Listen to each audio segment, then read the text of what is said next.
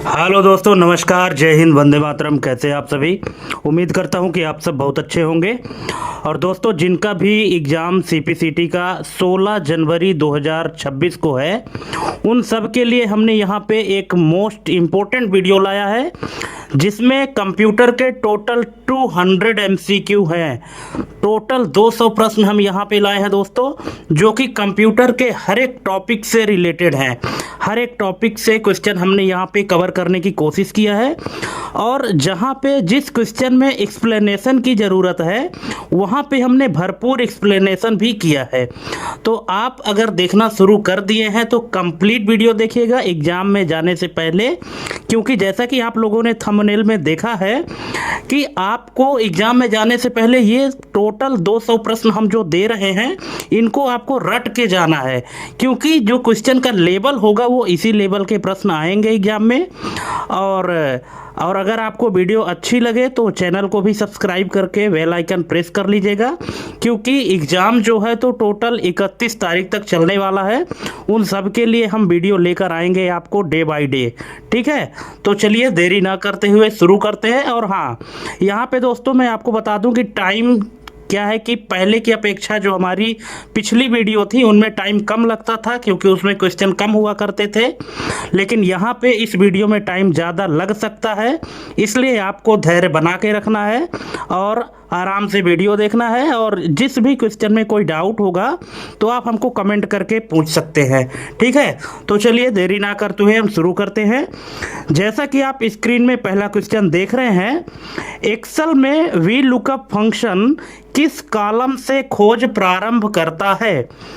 From which columns does the V lookup function in Excel start searching? Excel में जो we lookup function होता है, तो जो सर्चिंग स्टार्ट करता है, खोज करने का काम करता है, तो कौन से कॉलम से करता है? ऑप्शन है किसी भी कॉलम से, सबसे दाएं कॉलम से, सबसे बाएं कॉलम से, या बीच के कॉलम से। तो इसका करेक्ट आंसर क्या होगा? इसका करेक्ट आंसर हो जाएगा ऑप्शन नंबर सी, सबसे बाएं कॉलम से, यानी सबसे लेफ्ट वाले कॉलम से सर्चिंग स्टार्ट करता है।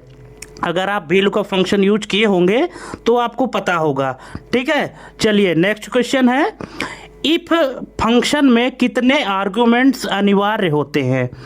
जो इफ फंक्शन होता है, हमारा कंडीशनल फंक्शन है, तो इसमें कितने आर्गुमेंट अनिवार्य होते हैं? 1, 2, 3 या 4? तो इसका करेक्ट आंसर हो जाएगा ऑप्शन नंबर बी, 2। अब ये दो कौन कौन से आर्गुमेंट होते हैं, इसको थोड़ा समझ लेते हैं। हमने आपको पहले ही बताया था कि ऐसे क्वेश्चन जिनमें एक्सप्लेनेशन की ज़रूरत है, तो उनको हम यहाँ पे ज़रूर एक्सप्लेन करेंगे। ठीक है, तो चलिए इसका करेक्ट आंसर तो हमने देख लिया कि 2 है, लेकिन वे 2 आर्गुमेंट कौन कौन से हैं यहाँ पे देख लेते हैं। तो जैसा कि आप स्क्रीन में देख पा रहे हैं कि थोड़ा सा आप इसको अगर वीडियो पॉज करके पढ़ लें तो और अच्छा रहेगा आपके लिए, कि इफ फंक्शन के सिंटैक्स में मुख्य रूप से 3 आर्गुमेंट होते हैं। कौन कौन से हैं? Logical test, value if true और वैल्यू इफ फॉल्स। ठीक है, अब यहाँ पे जो अनिवार्य है वो कौन कौन सा है? कि पहला है आपका लॉजिकल टेस्ट। लॉजिकल टेस्ट का मतलब होता है कि वह शर्त जिसकी जांच करनी है, क्योंकि इफ फंक्शन हम तभी लगाते हैं जब किसी कंडीशन के आधार पर हमको सर्च करना होता है। और दूसरा है जो अनिवार्य आर्गुमेंट है, इसका जो कंपलसरी है वो है वैल्यू इफ ट्रू, क्योंकि बाय डिफ़ॉल्ट जो इफ फंक्शन में रिजल्ट आता है वो फॉल्स का आता है। ठीक है, लेकिन यहाँ पर आपको अगर ट्रू रिजल्ट चाहिए तो दूसरा आपको जो कंपलसरी है लगाना आर्गुमेंट, वो है कि वैल्यू इफ ट्रू, यदि शर्त सही हो तो परिणाम क्या आना चाहिए, इसके लिए भी आपको कोई ना कोई आर्गुमेंट पास करना पड़ता है, तभी जाके आपका ये इफ फंक्शन काम करता है, अदरवाइज काम नहीं करता है। ठीक है, अब यहाँ पे तीसरा है वैल्यू इफ फॉल्स। यहाँ पे एक ये जो फॉल्स वाली कंडीशन है ये ऑप्शनल होती है ना, ये कंपलसरी नहीं है। यदि शर्त गलत हो तो परिणाम क्या आए, इसे ना लिखने पर एक्सेल डिफ़ॉल्ट रूप से फॉल्स दिखाता है। अगर आप इसको नहीं भी लिखेंगे ना, और अगर आपकी कंडीशन फॉल्स हो जाती है, तो जैसा हमने बताया कि फॉल्स बाय डिफ़ॉल्ट दिखाता है, लेकिन ट्रू के लिए आपको देना पड़ेगा। ठीक है, एक्सेल में यदि आप केवल एक आर्गूमेंट देते हैं तो वह टू फ्यू आर्गूमेंट्स का एरर देता है, इसलिए कम से कम 2 आर्गूमेंट्स अनिवार्य होते हैं। आई थिंक दोस्तों कि आपको अब कंफर्म हो गया होगा कि इफ फंक्शन में जो 2 आर्गूमेंट हैं वो कौन कौन से हैं। ठीक है, पहला है लॉजिकल टेस्ट और दूसरा है कि यदि आपका टेस्ट सही हो तो ट्रू वैल्यू क्या आनी चाहिए। ठीक है, चलिए नेक्स्ट क्वेश्चन देख लेते हैं। मैच फंक्शन क्या लौटाता है? जो मैच फंक्शन है वो क्या लौटाता है? सेल का मान, पंक्ति या कॉलम की स्थिति, ट्रू या फॉल्स, एरर वैल्यू। तो क्या लौटाता है? बिल्कुल इसका करेक्ट आंसर हो जाएगा ऑप्शन नंबर बी, पंक्ति या कॉलम की वैल्यू, है ना, रो या कॉलम की स्थिति लौटाता है क्या? Match function. ठीक है, चलिए नेक्स्ट क्वेश्चन है, एच लुकअप किस दिशा में खोज करता है? दोस्तों क्वेश्चन हम यहाँ पे हिंदी और इंग्लिश दोनों में रखे हैं, आपको जिसमें आसान लगे समझने में आप वो क्वेश्चन पढ़ सकते हैं। तो यहाँ पे इसका करेक्ट आंसर हो जाएगा जो एच लुकअप फंक्शन है, तो ये किस डायरेक्शन में सर्चिंग करता है? ऊर्ध्वाधर, क्षैतिज, तिरछी, गोलाकार।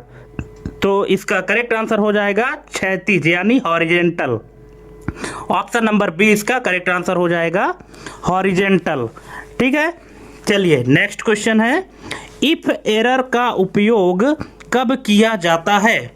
तो इफ एरर का उपयोग किया जाता है ऑप्शन नंबर बी, एरर छिपाने के लिए वैकल्पिक मान दिखाने हेतु, है ना। अगर मान लीजिए कि कभी कोई एरर आती है तो बाय डिफ़ॉल्ट जो मैसेज आता है एरर में, अगर आप उसके स्थान पे कोई अपना कस्टमाइज करके मैसेज डालना चाहते हैं कि एरर आने पर ये मैसेज दिखाए, उसके लिए इफ एरर फंक्शन यूज किया जाता है।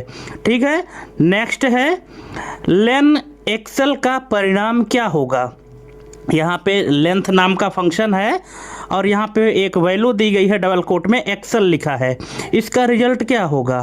3, 4, 5 या 6? तो इसका करेक्ट आंसर हो जाएगा ऑप्शन नंबर सी, 5। क्यों? क्योंकि एक्सेल में जो अक्षर लिखे गए हैं वो कितने अक्षर हैं? 5 अक्षर हैं, और इसकी जो लेंथ होगी वो क्या होगी? 5 होगी, इसलिए इसका करेक्ट आंसर 5 हो गया। ठीक है दोस्तों, क्वेश्चन बहुत ही ज़बरदस्त है, बहुत ही मज़ेदार क्वेश्चन है, इसीलिए हम आपको बार बार कह रहे हैं कि अगर आप क्वेश्चन यहाँ पे देखना स्टार्ट कर दिए हैं, वीडियो देखना स्टार्ट कर दिए हैं, तो बिना स्किप किए देखिएगा और कंटिन्यू देखिएगा, और लास्ट में हमको कमेंट करके ज़रूर बताइएगा कि आपके कितने क्वेश्चन सही हुए और कितने गलत हुए। ठीक है, वीडियो थोड़ी सी लंबी होगी, मैंने पहले ही बताया था, है ना। और दोस्तों आप लोग वीडियो देखते ज़रूर हैं लेकिन सब्सक्राइब नहीं करते यार, थोड़ा सा आप लोग सब्सक्राइब भी कर दिया करें, है ना, तो हमारा भी मोटिवेशन बना रहेगा आप लोगों के कंटेंट के लिए। नेक्स्ट क्वेश्चन है, कौन सा फंक्शन टेक्स्ट को अपर केस में बदलता है? यहाँ पे फंक्शन है लोअर, प्रॉपर, कैप्स, अपर। तो इसका करेक्ट आंसर हो जाएगा अपर, ऑप्शन नंबर डी इसका करेक्ट आंसर हो जाएगा। नेक्स्ट है, ट्रिम फंक्शन क्या करता है? सभी स्पेस हटाता है, केवल आगे के स्पेस हटाता है, एक्स्ट्रा स्पेस हटाता है, टेक्स्ट को छोटा करता है। तो इसका करेक्ट आंसर हो जाएगा option number C, extra space को हटाता है। जो ट्रिम फंक्शन होता है, तो जो एक्स्ट्रा स्पेस होता है जिसकी ज़रूरत नहीं होती है, सिर्फ उन्हीं स्पेस को हटा देता है ट्रिम फंक्शन। नेक्स्ट है, लेफ्ट कंप्यूटर 3 का आउटपुट क्या होगा? तो इसका आउटपुट होगा ऑप्शन नंबर ए, COM। क्यों? क्योंकि ये बोल रहा है कि लेफ्ट साइड से ये कंप्यूटर जो शब्द लिखा है, तो इसके लेफ्ट साइड से 3 अक्षर हमको आउटपुट में चाहिए। तो लेफ्ट से आउटपुट में 3 अक्षर में क्या होगा? COM। ठीक है, नेक्स्ट क्वेश्चन है, सब्स्टिट्यूट फंक्शन किस आधार पर टेक्स्ट बदलता है? पोजीशन के आधार पर, कैरेक्टर के आधार पर, शब्द खोजकर, या आस्की कोड के आधार पर? तो ये करता है ऑप्शन नंबर सी, शब्द खोजकर। जो सब्स्टिट्यूट फंक्शन होता है ना, तो शब्द खोजकर टेक्स्ट बदलता है। ठीक है, चलिए नेक्स्ट है राउंड फंक्शन। राउंड में 12.567, 2 का परिणाम क्या होगा? तो इसका परिणाम, ये क्वेश्चन दोस्तों हम 2-3 बार बता चुके हैं, लेकिन लोगों को कन्फ्यूजन रहता है। तो चलिए इसका आंसर हम यहाँ पे बता देते हैं। इसका करेक्ट आंसर हो जाएगा ऑप्शन नंबर बी, इधर 12.57। ठीक है, पर ये आया कैसे 12.57, इसको थोड़ा आप समझ लीजिए। यहाँ पे आप देख सकते हैं कि जो राउंड करने का नियम है वो क्या कहता है। तो पहला नियम है इसमें कि हमें दशमलव के बाद के तीसरे अंक को देखना होगा, और तीसरा अंक यहाँ पे क्या है, जो कि 7 है। ठीक है, आप देख रहे हैं 12.567, तो तीसरा अंक कौन सा है, 7 है। अब दूसरा नियम कहता है कि गणित के नियम के अनुसार यदि अगला अंक 5 या 6 से बड़ा होता है तो पिछले अंक में 1 जोड़ दिया जाता है। ठीक है, यदि अगला अंक 5 या 6 से बड़ा होता है, 5 या 5 से बड़ा होता है ना। गणित का नियम क्या कहता है कि यदि अगला अंक 5 या 5 से बड़ा होता है तो पिछले अंक में 1 जोड़ दिया जाता है। अब यहाँ पर जो तीसरा नियम है कि यहाँ तीसरा अंक क्या है, 7 है, जो कि 5 से क्या है, बड़ा है। इसलिए दूसरे अंक 6 में 1 जुड़ जाएगा। ठीक है, तो यहाँ पे जो तीसरा अंक है 7 है, 5 से बड़ा है, तो ये यहाँ पे इसका जो दूसरा अंक है 6, तो इसमें क्या होगा कि 1 जुड़ जाएगा। इस तरह से इसका परिणाम निकल के आएगा 12.57। आई होप कि आप इसको अब अच्छे से समझ गए होंगे। नेक्स्ट क्वेश्चन है सम इफ्स। सम इफ्स किस स्थिति में उपयोग किया जाता है? एक शर्त के लिए, बिना शर्त, एक से अधिक शर्तों के लिए, या केवल टेक्स्ट के लिए? तो ये यूज किया जाता है ऑप्शन नंबर सी, एक से अधिक शर्तों के लिए। जब एक से अधिक कंडीशन आपके पास होंगी तब आप सम इफ्स का यूज करते हैं। नेक्स्ट है काउंट फंक्शन किसे गिनता है? सभी सेल, खाली सेल, केवल संख्यात्मक मान, टेक्स्ट। तो इसका करेक्ट आंसर हो जाएगा ऑप्शन नंबर सी, केवल संख्यात्मक मान, यानी जिसमें सिर्फ और सिर्फ नंबर लिखे होंगे जिन सेलों में, उन्हीं बस की काउंटिंग करेगा काउंट फंक्शन, बाकी सेल की काउंटिंग नहीं करेगा। नेक्स्ट है काउंटा क्या करता है? काउंटा फंक्शन क्या करता है? केवल संख्या गिनता है, केवल टेक्स्ट, खाली सेल, या सभी नॉन एम्प्टी सेल। तो इसका करेक्ट आंसर हो जाएगा ऑप्शन नंबर डी, सभी नॉन एम्प्टी सेल। मतलब उस सेल में चाहे जो भी लिखा हो, नंबर लिखा हो, टेक्स्ट लिखा हो, कोई स्पेशल सिंबल लिखा हो, मतलब सेल खाली नहीं होना चाहिए, कुछ भी लिखा हो। तो इन सब की काउंटिंग के लिए काउंटा फंक्शन होता है, और काउंट फंक्शन सिर्फ उनको काउंट करता है जिसमें सिर्फ नंबर लिखा होता है। ये दोनों डिफरेंस आपको पता होने चाहिए, क्योंकि एग्जाम में दोस्तों इसी तरह से लॉजिकल क्वेश्चन पूछ लेता है। ठीक है, नेक्स्ट है मैक्स फंक्शन क्या लौटाता है? तो नाम से ही पता है, मैक्स यानी बड़ा। तो इसका करेक्ट आंसर हो जाएगा ऑप्शन नंबर सी, अधिकतम मान को लौटाता है। दिए गए सीरीज में से जो सबसे बड़ी वैल्यू होगी उसी को लौटाएगा। ठीक है, नेक्स्ट है टू डे फंक्शन क्या लौटाता है? केवल समय, केवल तारीख, तारीख और समय, सप्ताह। तो ये लौटाता है ऑप्शन नंबर बी, केवल तारीख। ठीक है, जो टुडे फंक्शन है तो सिर्फ और सिर्फ डेट वापस करता है, करेंट डेट जो भी आपके कंप्यूटर में सेट होगा वही आपको रिजल्ट में दे देगा। नेक्स्ट है नाउ फंक्शन क्या लौटाता है? केवल तारीख, केवल समय, तारीख और समय दोनों, महीना। तो इसका करेक्ट आंसर हो जाएगा ऑप्शन नंबर सी, तारीख और समय दोनों। ठीक है, डेट और टाइम दोनों रिटर्न करता है नाउ फंक्शन। नेक्स्ट है मंथ फंक्शन क्या लेता है? दोस्तों अभी जो जितने भी क्वेश्चन आप देख रहे हैं तो लगभग 40 से 50 क्वेश्चन आपको एक्सेल के मिलेंगे जो कि फंक्शन बेस्ड हैं। आगे आपको कंप्यूटर फंडामेंटल के मिलेंगे, फिर इंटरनेट से रिलेटेड क्वेश्चन मिलेंगे, ठीक है, और नेटवर्किंग से रिलेटेड क्वेश्चन मिलेंगे। ये सभी क्वेश्चन, सभी टाइप के क्वेश्चन हमने यहाँ पे कंबाइन किया हुआ है, इसलिए आपको वीडियो में लगातार देखना है। और 200 में से आपको कितने नंबर सही मिलते हैं ये आप कमेंट करके ज़रूर बताइएगा, ठीक है। तो यहाँ पे मंथ फंक्शन क्या देता है, तो ये देता है महीना, ऑप्शन नंबर बी। कुछ इजी क्वेश्चन भी हैं, कुछ टफ क्वेश्चन भी हैं, हमने सभी प्रकार के क्वेश्चन को यहाँ पे कंबाइन किया हुआ है। नेक्स्ट है पीएमटी फंक्शन का उपयोग किसके लिए होता है, ब्याज निकालने के लिए, ईएमआई लोन पेमेंट के लिए, टैक्स निकालने के लिए, या छूट निकालने के लिए। तो पीएमटी फंक्शन का यूज होता है दोस्तों ऑप्शन नंबर बी, ईएमआई या लोन पेमेंट के लिए। नेक्स्ट है एफवी फंक्शन किससे संबंधित है, वर्तमान मूल्य, भविष्य मूल्य, ब्याज दर, समय अवधि। तो इसका करेक्ट आंसर हो जाएगा भविष्य मूल्य यानी फ्यूचर वैल्यू, ठीक है। फ्यूचर वैल्यू को शॉर्ट में एफवी लिखा गया है, जो कि फ्यूचर वैल्यू को रिटर्न करता है, ठीक है, फ्यूचर वैल्यू से रिलेटेड है। नेक्स्ट है एंड फंक्शन फॉल्स कब लौटाता है। अब यहाँ पे दोस्तों गलत होने के चांसेस बहुत ज़्यादा हैं, इसलिए आप थोड़ा सा वीडियो पॉज कर लीजिए, सभी ऑप्शन को अच्छे से पढ़ लीजिए, इसके बाद फिर देखिए कि आपने जो आंसर सोचा है क्या वो सही है या नहीं। एंड फंक्शन फॉल्स कब लौटाता है, ऑप्शन है जब सभी शर्तें ट्रू हो, जब कोई एक शर्त ट्रू हो, जब सभी शर्तें फॉल्स हो, जब कोई भी एक शर्त फॉल्स हो। तो इसका करेक्ट आंसर क्या हो जाएगा, थोड़ा सा आप सोच लीजिए अच्छे से। क्वेश्चन यहाँ पे आप वीडियो बल्कि थोड़ा सा पॉज करके अच्छे से पढ़ लीजिए, तब फिर इसका करेक्ट आंसर दीजिएगा। तो इसका करेक्ट आंसर मैं बता देता हूँ, इसका करेक्ट आंसर हो जाएगा ऑप्शन नंबर डी, जब कोई भी एक शर्त फॉल्स हो जाए तो एंड फंक्शन फॉल्स रिजल्ट देता है। देखिए जो लॉजिकल एंड और नॉट फंक्शन होते हैं, लॉजिकल 3 ही होते हैं, एंड और नॉट, ठीक है। तो एंड फंक्शन क्या करता है कि दिए गए कंडीशन में से अगर 5 कंडीशन आपने दिया है, 5 में से अगर एक भी कंडीशन फॉल्स हो गई है ना, एक भी कंडीशन आपकी गलत हो गई तो आपका रिजल्ट फॉल्स ही आएगा।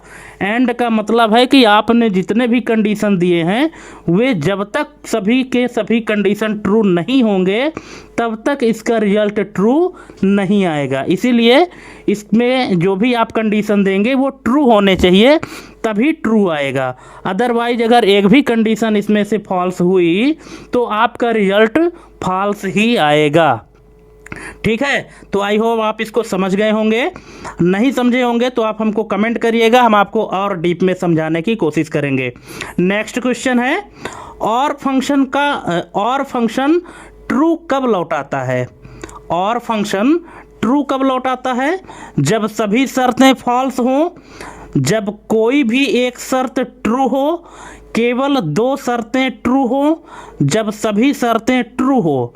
तो इसका करेक्ट आंसर हो जाएगा ऑप्शन नंबर बी, जब कोई भी एक शर्त ट्रू हो। जैसे आपने 2 कंडीशन लगाया है कि यदि a इज ग्रेटर देन 2 और a इज लेस देन 2, ठीक है, इन दोनों में से अगर कोई भी एक कंडीशन ट्रू हो जाती है तो और फंक्शन आपको ट्रू रिजल्ट देता है। अगर इनमें से दोनों कंडीशन ट्रू है तब तो ट्रू ही देगा, लेकिन अगर दोनों में से कोई भी एक सही हो जाए तो ये ट्रू ही देगा।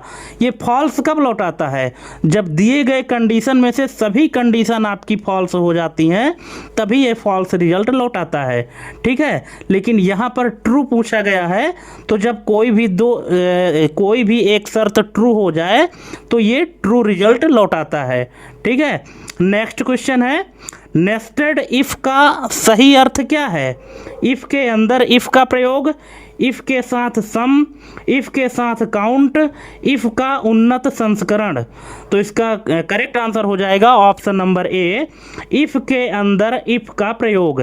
जब इफ के अंदर इफ लगाते हैं उसको नेस्टेड इफ कहा जाता है।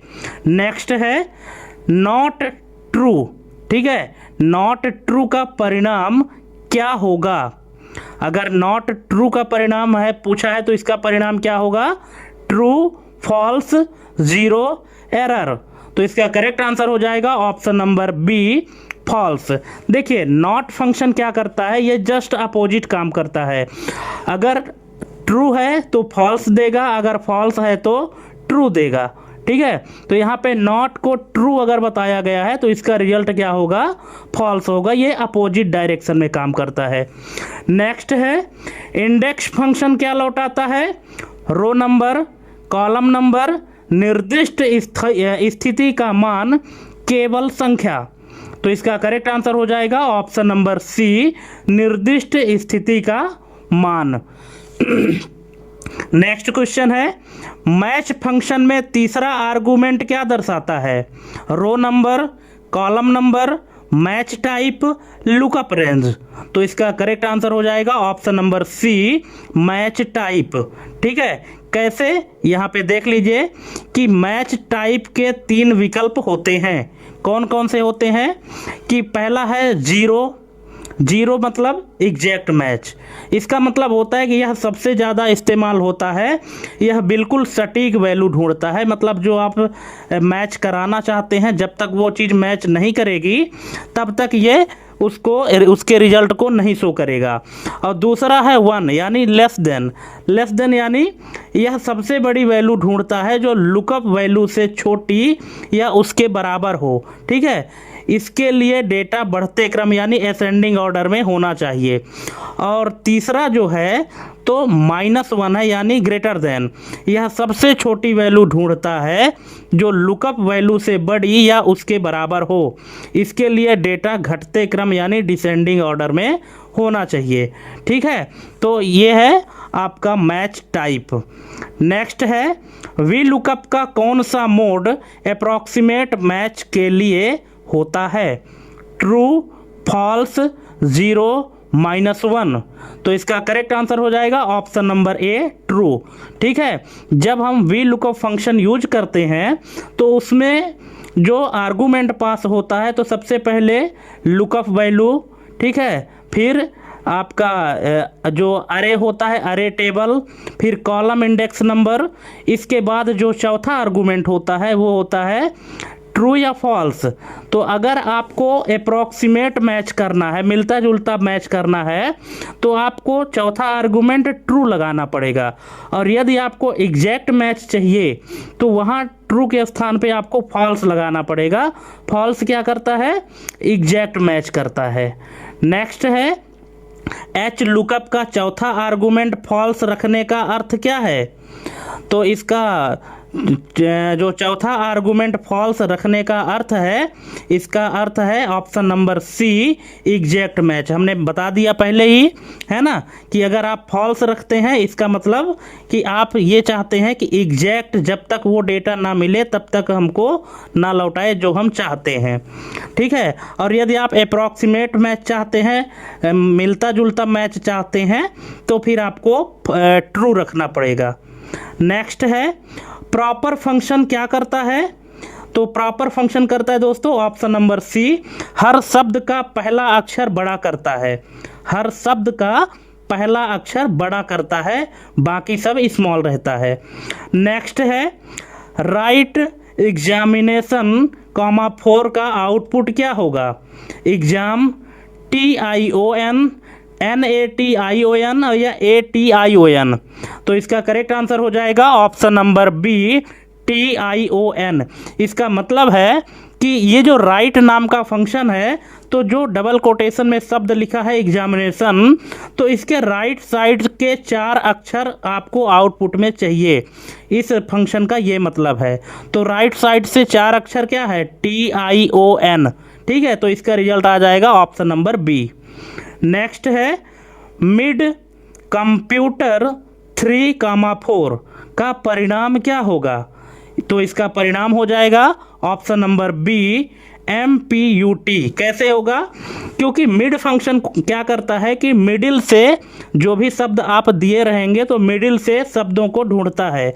अब यहाँ पे बताया गया है कि हमको कहाँ से कहाँ तक चाहिए, क्योंकि मिडिल में तो बहुत सारे अक्षर हैं, तो हमको शुरुआत कहाँ से करना है, तो इसने बोला कि 3 से शुरुआत करना है। ठीक है, तो शुरू से आप काउंट करेंगे तो 1 2 3 यानी COM, तीसरे स्थान पर क्या आता है, M आता है। तो 3 से लेकर के और कहाँ तक, 4 अक्षर तक, तो MPUT हो गए 4 अक्षर, तो इसीलिए इसका करेक्ट आंसर क्या हो जाएगा, MPUT। ठीक है दोस्तों, लेफ्ट राइट और मिडिल ये 3 फंक्शन होते हैं जो किसी भी शब्द से कैरेक्टर को फाइंड करते हैं। लेफ्ट जो है तो लेफ्ट साइड से फाइंड करता है, राइट साइड से, और मिड जो है तो मिडिल से। नेक्स्ट है रिप्लेस फंक्शन किस आधार पर टेक्स्ट बदलता है, शब्द खोजकर, पोजीशन के आधार पर, आस्की वैल्यू से, या फॉर्मेट के आधार पर। तो इसका करेक्ट आंसर हो जाएगा ऑप्शन नंबर बी, पोजीशन के आधार पर।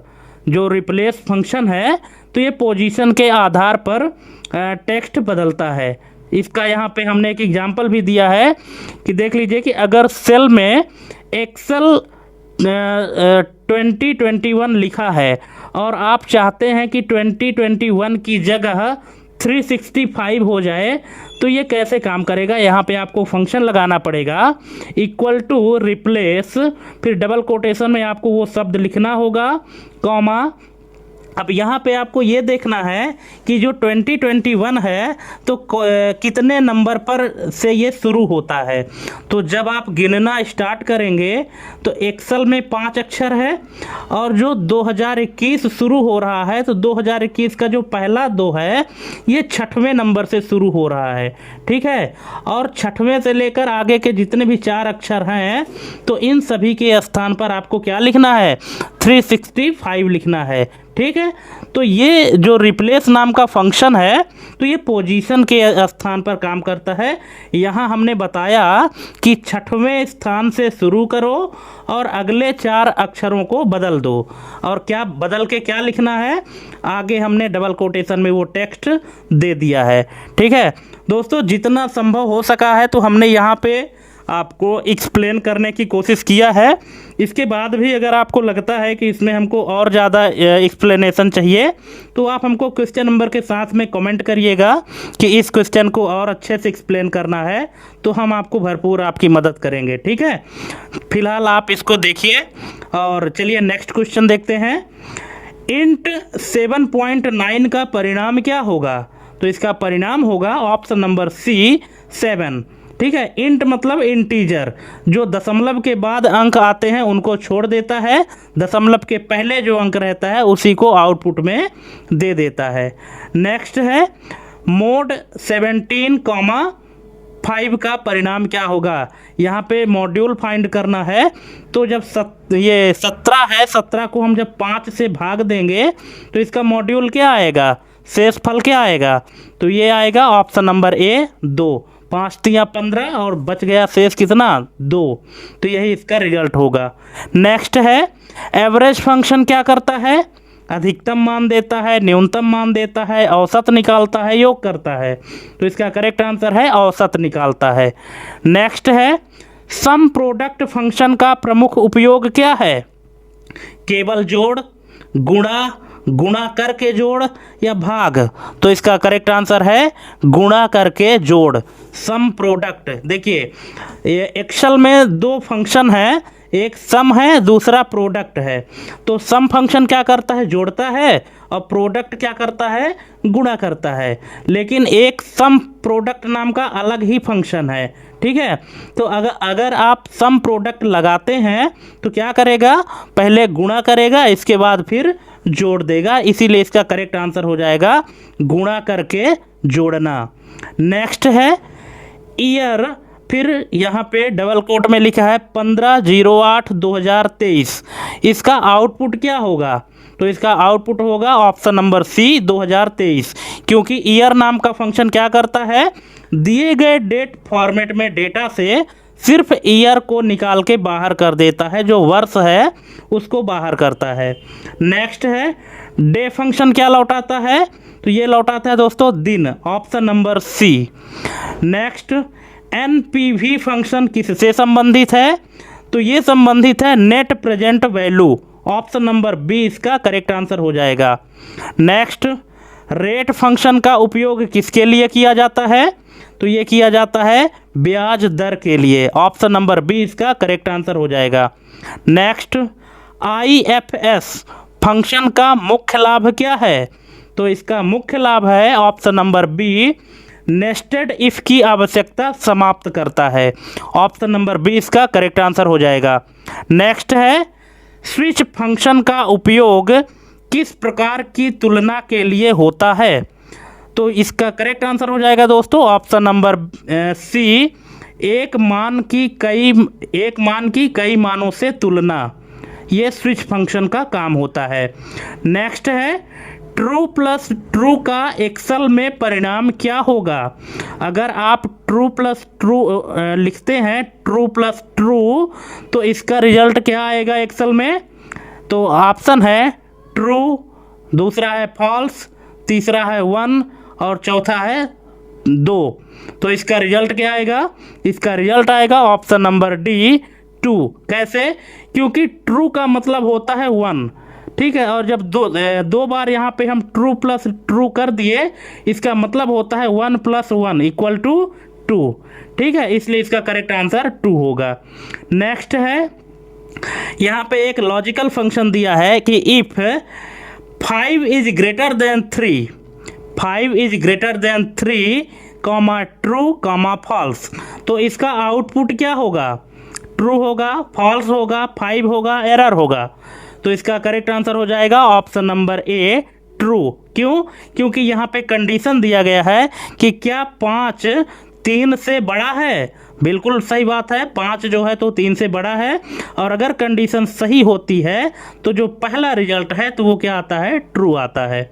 नेक्स्ट है एक्स लुकअप फंक्शन की विशेषता क्या है, तो इसकी विशेषता है ऑप्शन है कि केवल वर्टिकल लुकअप, दूसरा है लेफ्ट और राइट दोनों लुकअप संभव, तीसरा है केस सेंसिटिव होता है, और चौथा है एक केवल एक्सेल 2007 में उपलब्ध है।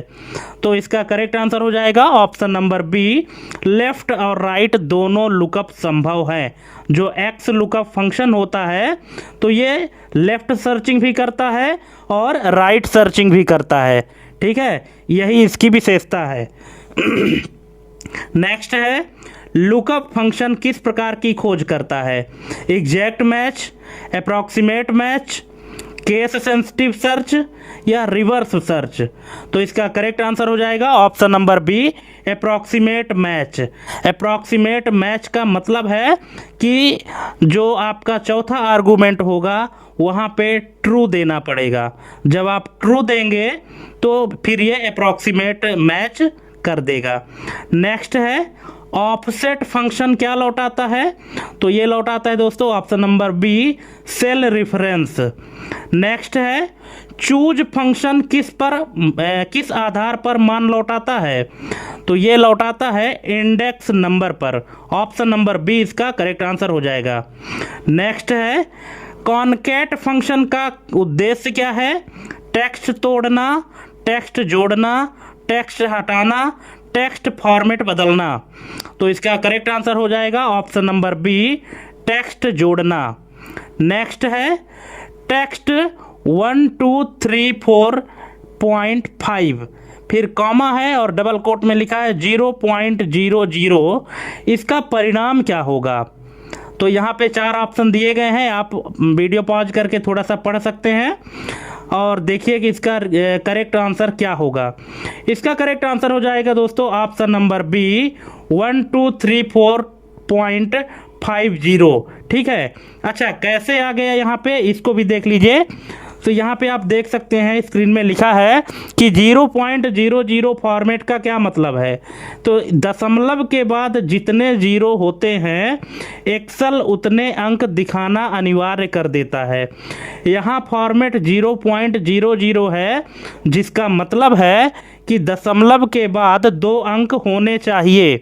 चूँकि मूल संख्या 1 2 3 4 दशमलव 5 में दशमलव के बाद केवल एक ही अंक 5 है, इसलिए एक्सेल दूसरे स्थान को भरने के लिए वहाँ 0 लगा देता है। ठीक है, अब यहाँ पे पूरा क्लियर हो गया आपका। इसके बाद भी अगर आपको समझ में नहीं आया है तो आप कमेंट करिएगा। नेक्स्ट क्वेश्चन है, फाइंड और सर्च में मुख्य अंतर क्या है? तो इसमें मुख्य अंतर है option number C, find case sensitive होता है। जो फाइंड फंक्शन होता है तो ये कैसा होता है? केस सेंसिटिव होता है। नेक्स्ट है, क्लीन फंक्शन क्या लौटाता है? Extra spaces, formatting, non printable characters, numbers. तो इसका करेक्ट आंसर हो जाएगा option number C, non printable character. ठीक है, जो क्लीन फंक्शन होता है तो नॉन प्रिंटेबल कैरेक्टर लौटाता है। अब आप पहले ये जान लीजिए कि नॉन प्रिंटेबल कैरेक्टर होता क्या है। तो यहाँ पे देख लीजिए कि नॉन प्रिंटेबल कैरेक्टर्स क्या हैं। अक्सर जब हम किसी दूसरे सॉफ्टवेयर, डेटाबेस या वेब पेज से डेटा कॉपी करके एक्सेल में लाते हैं तो उसमें कुछ छिपे हुए कंट्रोल कोड, जैसे आस्की का मान 0 से 31 तक आ जाते हैं। ये स्क्रीन पर दिखाई नहीं देते लेकिन डेटा में गड़बड़ पैदा करते हैं, तो क्लीन फंक्शन इन्हें हटा देता है।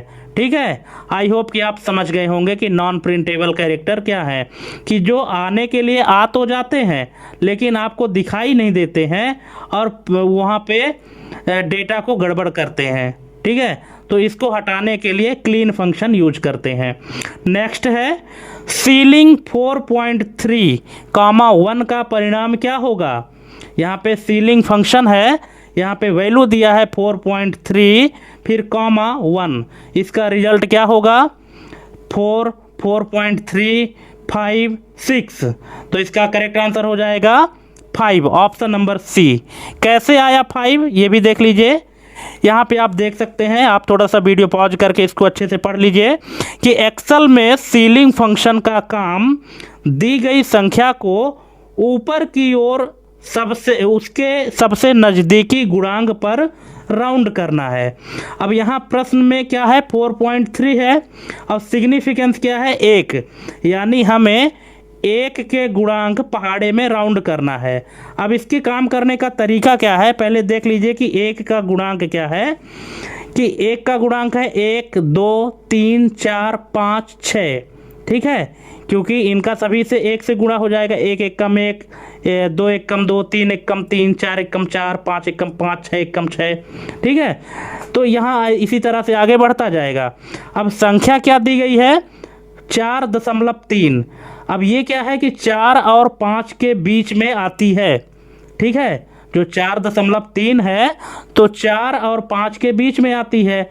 अब चूंकि सीलिंग का अर्थ होता है छत, यानी ऊपर की ओर, यह हमेशा बड़ी संख्या को चुनता है, इसलिए 4.3 को 1 के अगले गुणांक पर राउंड करने पर 5 प्राप्त होता है। ठीक है, आपको अगर एक बार में समझ में नहीं आया है तो वीडियो पॉज करके इसको अब 1-2 बार और पढ़ेंगे तो अच्छे से समझ में आ जाएगा। तो इसीलिए इसका करेक्ट आंसर 5 आ गया है। नेक्स्ट है फ्लोर। फ्लोर 4.9, 1 का आउटपुट क्या होगा? तो इसका आउटपुट होगा ऑप्शन नंबर ए, 4। कैसे? यहाँ पे देख लीजिए, इसका भी करेक्ट आंसर क्या है? ठीक है, कि फ्लोर फंक्शन सीलिंग के ठीक विपरीत काम करता है। ठीक है, यह दी गई संख्या को नीचे की ओर करके सबसे नज़दीकी गुणांक पर राउंड करता है। ठीक, देखिए सीलिंग फंक्शन का मतलब होता है कि ये ऊपर की ओर काम करता है और फ्लोर का मतलब होता है कि ये नीचे की ओर काम करता है। ठीक है, अब संख्या क्या है? 4.9 है। सिग्निफिकेंस क्या है? 1 है। हमें 1 के गुणांक में राउंड करना है, तो इसके काम करने का तरीका क्या है कि 1 के गुणांक वही है 1 2 3 4 5 6 डॉट डॉट ऐसे आगे बढ़ते जाएंगे। अब संख्या क्या है? 4.9 ये संख्या है हमारे पास। अब चूंकि ये 4.9 जो है तो 4 और 5 के बीच में आती है। अब चूंकि फ्लोर का अर्थ क्या है? फर्श, यानी नीचे की ओर। यह हमेशा छोटी संख्या को चुनता है, उस गुणांक 1 से कटती हो। भले ही 4.9 संख्या 5 के बहुत करीब है, लेकिन फ्लोर फंक्शन इसे नीचे की ओर ही ले जाएगा, इसलिए इसका परिणाम क्या होगा, 4 होगा। ठीक है, यहाँ पे हमने 2 कंपैरिजन भी दिखाया है आपको कि अगर फ्लोर में 4.9, 1 है तो इसका आंसर 4 होगा, लेकिन अगर 4.9 ये सीलिंग में होता तो इसका आंसर क्या होता, 5 होता। ठीक है, क्योंकि फ्लोर जो है तो नीचे की ओर ले जाता है और सीलिंग जो है तो ऊपर की ओर ले जाता है। ठीक है, चलिए नेक्स्ट क्वेश्चन है, मीडियन फंक्शन क्या लौटाता है, औसत, मध्यमान, अधिकतम, न्यूनतम। तो इसका करेक्ट आंसर हो जाएगा ऑप्शन नंबर बी, मध्यमान। लेकिन कैसे, यहाँ पे देख लीजिए कि जो मीडियन फंक्शन है वो काम कैसे करता है। यह फंक्शन सबसे पहले सभी दी गई संख्याओं को छोटे से बड़े क्रम में व्यवस्थित करता है, मतलब असेंडिंग ऑर्डर में अरेंज करता है। फिर यह उस सूची के बिल्कुल बीच में आने वाली संख्या को चुनता है। ठीक है, अब यहाँ पे 2 कंडीशन दी गई हैं। मान लीजिए कि अगर हमारे पास विषम संख्याएं हैं, विषम संख्याएं मतलब यहाँ पे आप देख सकते हैं कि 1, 3, 10, 5, 8 टोटल कितने अंक हैं, 5 अंक हैं। तो सबसे पहले इसको क्या करेगा, क्रम में व्यवस्थित करेगा असेंडिंग ऑर्डर में। ठीक है, बढ़ते क्रम में। तो पहले 1 आया, फिर 3 आया, फिर 5 आया, फिर 8 आया, फिर 10 आया। तो इसका परिणाम बीच में क्या संख्या आ गई, 5 आ गई। तो इसका परिणाम क्या हो गया, 5 हो गया, क्योंकि यह बीच में है। पर मान लीजिए कभी कभी क्या होता है कि हमारे पास सम संख्याएं हैं। अब जैसा कि आप दूसरे एग्जाम्पल में देख रहे हैं कि मीडियन में 1, 2, 3, 4 सिर्फ 4 संख्या है। ठीक है, अब यहाँ 2 बीच की संख्याएं हैं। ठीक है, 2 और 3 जो हैं तो ये दोनों किस में, बीच में हैं। ऐसी स्थिति में यह दोनों का औसत निकालता है। ठीक है, और दोनों का औसत निकालता है तो परिणाम इस तरह से आता है कि जब 2 संख्याएं बीच में होती हैं तो इन दोनों का औसत निकालता है। औसत कैसे निकालते हैं, दोनों को जोड़कर और 2 से भाग देते हैं और जो भी उत्तर आता है वही उसका मीडियन हो जाता है। ठीक है दोस्तों, हम ये इतना डीप में इसलिए बता रहे हैं क्योंकि आपका एग्ज़ाम बहुत नज़दीक है और आप सभी को इसी लेवल की तैयारी करनी है, क्योंकि अब धीरे धीरे जो CPCT का एग्ज़ाम है तो बहुत टफ क्वेश्चन आने लगे हैं, लॉजिकल क्वेश्चन आते हैं, इसलिए आपको ये सभी चीज़ें आनी चाहिए। नेक्स्ट है STDEV.P मतलब स्टैंडर्ड डेविएशन .P किसके लिए उपयोग होता है, तो ये होता है ऑप्शन नंबर बी, पॉपुलेशन का स्टैंडर्ड डेविएशन निकालने के लिए। ठीक है, क्या है ये, तो इसको देख लीजिए कि स्टैंडर्ड डेविएशन पॉपुलेशन होता क्या है। यहाँ P का अर्थ पॉपुलेशन यानी संपूर्ण जनसंख्या है। इसका उपयोग तब किया जाता है जब आपके पास पूरे डेटा सेट का विवरण हो, जैसे कक्षा के सभी 50 बच्चों के अंक। यह डेटा को पूरी जनसंख्या मानकर गणना करता है। और जो STDEV.S है तो यहाँ S का मतलब सैंपल होता है यानी नमूना। इसका उपयोग तब किया जाता है जब आपके पास बड़ी जनसंख्या का केवल एक छोटा हिस्सा या सैंपल हो। ठीक है, तो आई होप कि आप समझ गए होंगे कि .P और .S का यूज कब और कहाँ किया जाता है। अगर .P लगा है तो पॉपुलेशन के लिए है, अगर .S लगा है तो सैंपल के लिए है। नेक्स्ट है वीक डे फंक्शन क्या लौटाता है, तो ये लौटाता है दोस्तों सप्ताह का दिन, मतलब संख्या में लौटाता है कि एक सप्ताह में कितने दिन हैं, ऑप्शन नंबर सी। नेक्स्ट है डेटेड इफ फंक्शन किसके बीच अंतर निकालता है, 2 टेक्स्ट, 2 संख्याएं, 2 तारीखें, 2 समय। तो ये निकालता है दोस्तों ऑप्शन नंबर सी, 2 तारीखों के बीच में। ठीक है, कोई भी 2 डेट दी गई हैं उनके बीच में कितने दिन का फैसला हो रहा है। ठीक है, तो ये निकालता है। जैसे आपको मान लीजिए कि अपनी एज फाइंड करनी है कि आज वर्तमान में आपकी उम्र क्या है, तो डेटेड इफ फंक्शन लगाइए। ठीक है, और आज की डेट माइनस आपका डेट ऑफ बर्थ, इतना कर देंगे तो टोटल जो वैल्यू आएगा वो आपका टोटल वर्ष हो जाएगा कि आप कितने वर्ष के हैं।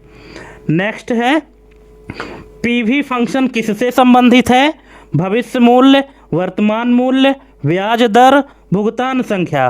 तो ये संबंधित है ऑप्शन नंबर बी वर्तमान मूल्य यानी प्रेजेंट वैल्यू से। नेक्स्ट है आईपीएमटी फंक्शन क्या निकालता है?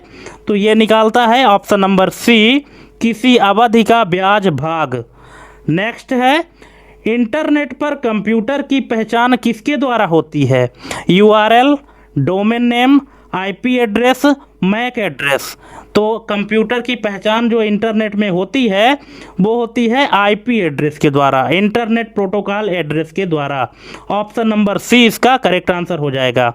नेक्स्ट है एचटीटीपी का पूरा नाम क्या है? आप सबको पता है option number C hyper text transfer protocol. Next है एचटीटीपीएस में एस का अर्थ क्या है? तो इसका अर्थ है दोस्तों secure, option number C. Next FTP का उपयोग किस उद्देश्य से किया जाता है? तो ये किया जाता है फाइल ट्रांसफ़र के लिए, option number C. Next web browser का मुख्य कार्य क्या है? वेब पेज बनाना, वेब पेज देखना, सर्वर बनाना, डेटा इनक्रिप्ट करना। तो इसका मुख्य कार्य है वेब पेज देखना, ऑप्शन नंबर बी। नेक्स्ट निम्न में से कौन सर्च इंजन नहीं है? Google, Bing, Firefox, Duck Duck Go. तो इसका करेक्ट आंसर हो जाएगा option number C Firefox. Firefox चूँकि एक ब्राउज़र है और बाकी सभी सर्च इंजन है। नेक्स्ट है कुकीज़ का मुख्य उपयोग क्या है? तो इसका मुख्य उपयोग है यूजर इन्फॉर्मेशन याद रखने में, option number B. Next cache memory का संबंध किससे है? इंटरनेट स्पीड बढ़ाने से, वायरस प्रोटेक्शन से, फाइल कंप्रेशन से, ईमेल इनक्रिप्शन से। तो इसका करेक्ट आंसर हो जाएगा option number A internet speed बढ़ाने से। नेक्स्ट है ईमेल भेजने के लिए कौन सा प्रोटोकॉल प्रयोग होता है? POP3, IMAP, SMTP, FTP। तो इसका करेक्ट आंसर हो जाएगा option number C SMTP, simple mail transfer protocol. Next है ईमेल प्राप्त करने के लिए सामान्यतः कौन सा प्रोटोकॉल उपयोग होता है? तो ये होता है दोस्तों ऑप्शन नंबर सी POP3। ईमेल भेजने के लिए SMTP यूज होता है और ईमेल प्राप्त करने के लिए POP3 यूज होता है, ये आपको ध्यान रखना है। नेक्स्ट है स्पैम ईमेल का सही अर्थ क्या है? सुरक्षित मेल, सुरक्षित ईमेल, आवश्यक ईमेल, अवांछित ईमेल या सरकारी ईमेल। तो इसका करेक्ट आंसर हो जाएगा अवांछित email, option number C. Next है CC और BCC में मुख्य अंतर क्या है? ये हमने पहले भी बता चुका है। तो CC और BCC में मुख्य अंतर है ऑप्शन नंबर बी। BCC में प्राप्तकर्ता छुपा रहता है, यानी BCC में आप कितने भी लोगों को अटैच कर दीजिए वो एक दूसरे को नहीं देख पाएंगे कि ये मेल और किस किस को भेजा गया है। लेकिन CC में आप जितने लोगों को मेल भेजेंगे वो सभी एक दूसरे को देख सकते हैं। नेक्स्ट है फिशिंग क्या है?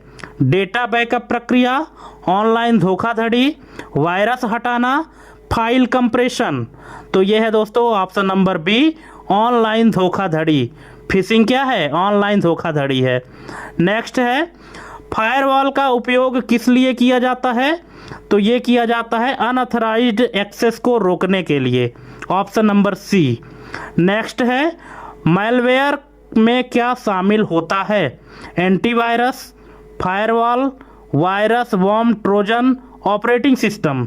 तो इसका करेक्ट आंसर है option number C virus, worm, Trojan.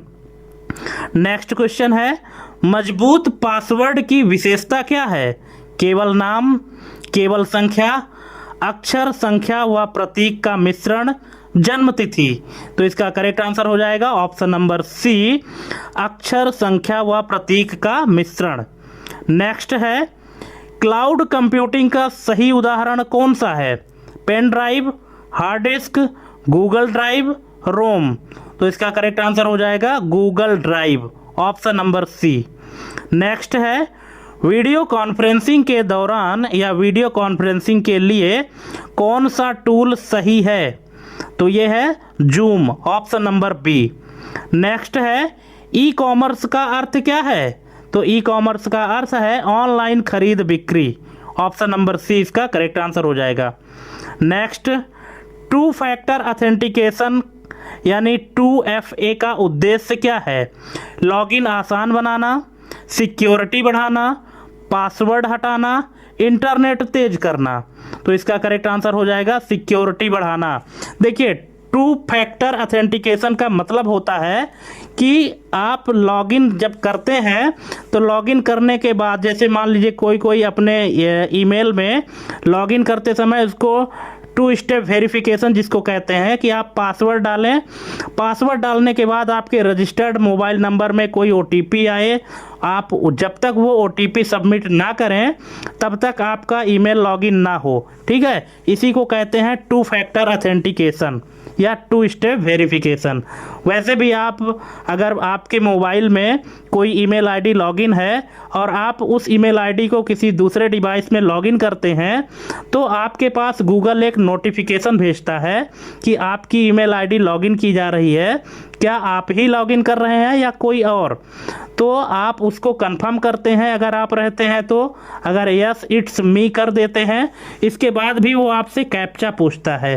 ठीक है, वही है आपका 2 स्टेप वेरिफिकेशन या 2 फैक्टर ऑथेंटिकेशन। नेक्स्ट है सी लैंग्वेज को या सी भाषा को किसने विकसित किया था? Who developed the C language? James Gosling, Bjarne Stroustrup, Dennis Ritchie, Guido van Rossum. तो इसका करेक्ट आंसर हो जाएगा option number C, Dennis Ritchie. दोस्तों अब यहाँ पे ये मत बोलिएगा कि यहाँ हिंदी में ऑप्शन क्यों नहीं है, क्योंकि यहाँ पे जो नाम है तो इनके नाम ही इंग्लिश वाले हैं, क्योंकि ये अंग्रेज हैं तो इनका नाम ही ऐसा है, इसीलिए इनका नाम इंग्लिश में लिखा गया है। तो इतना आपको थोड़ा सा कंप्रोमाइज़ करके चलना पड़ेगा। तो जो सी लैंग्वेज है, प्रोग्रामिंग लैंग्वेज है, तो इनको जो डेवलप किए हैं उनका नाम है Dennis Ritchie, option number C. Next है सी लैंग्वेज किस प्रकार की लैंग्वेज है? What type of language is C? High level, low level, middle level, machine level. तो ये है दोस्तों option number C, middle level language है। जो सी है मिडिल लेवल लैंग्वेज है। नेक्स्ट है सी में प्रिंटफ फंक्शन किस हेडर फाइल में होता है? stdlib.h, conio.h, stdio.h, string.h। तो ये होता है ऑप्शन नंबर सी, stdio.h। मतलब ये जो प्रिंटफ फंक्शन है ना, तो ये स्टैंडर्ड इनपुट आउटपुट वाला फंक्शन है जो कि stdio.h नाम के हेडर फाइल में होता है। ठीक है, जैसे प्रिंटफ हो गया, स्कैनफ हो गया। स्कैनफ क्या करता है? इनपुट लेता है, और प्रिंटफ क्या करता है? आउटपुट देता है। तो जो इनपुट आउटपुट से रिलेटेड फंक्शन होते हैं ये stdio.h फाइल में इंक्लूड होते हैं।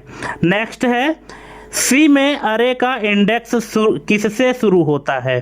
जो प्रोग्रामिंग इन सी लैंग्वेज है इसमें अरे का इंडेक्स किससे शुरू होता है? 1, 0, -1 या किसी भी संख्या से? तो दोस्तों ये शुरू होता है 0 से, ऑप्शन नंबर बी। नेक्स्ट है C++ किस कॉन्सेप्ट पर आधारित है? केवल प्रोसीजर ओरिएंटेड, केवल object oriented, procedure plus object oriented, functional programming. तो इसका करेक्ट आंसर हो जाएगा option number C, procedure plus object oriented. जो C++ लैंग्वेज है इसका जो कॉन्सेप्ट है तो ये प्रोसीजर प्लस ऑब्जेक्ट ओरिएंटेड दोनों को सपोर्ट करती है। ठीक है, देखिए यहाँ पे हमने थोड़ा सा इसको और डिस्क्राइब किया है कि C++ को अक्सर एक हाइब्रिड लैंग्वेज कहा जाता है। देख लीजिए इसका दूसरा नाम हाइब्रिड लैंग्वेज भी है, क्योंकि यह प्रोग्रामिंग के 2 प्रमुख तरीकों यानी पैराडिग्म को समर्थन करती है। कौन कौन सा है?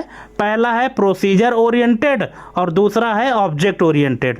ठीक है, अब प्रोसीजर ओरिएंटेड क्या होता है? चूंकि C++ का विकास C लैंग्वेज से हुआ है, इसलिए इसमें C की तरह फंक्शन और स्ट्रक्चर का उपयोग करके प्रोग्राम लिखे जा सकते हैं। इसमें कोड को स्टेप बाय स्टेप निर्देशों में लिखा जाता है। और ऑब्जेक्ट ओरिएंटेड क्यों है?